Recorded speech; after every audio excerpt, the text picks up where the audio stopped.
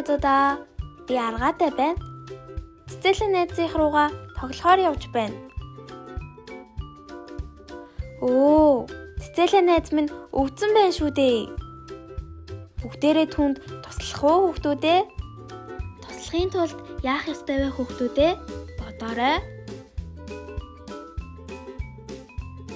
1 тэг 3 103. Энэ бол эмнэлгийн түргэн тусламжийн дугаар.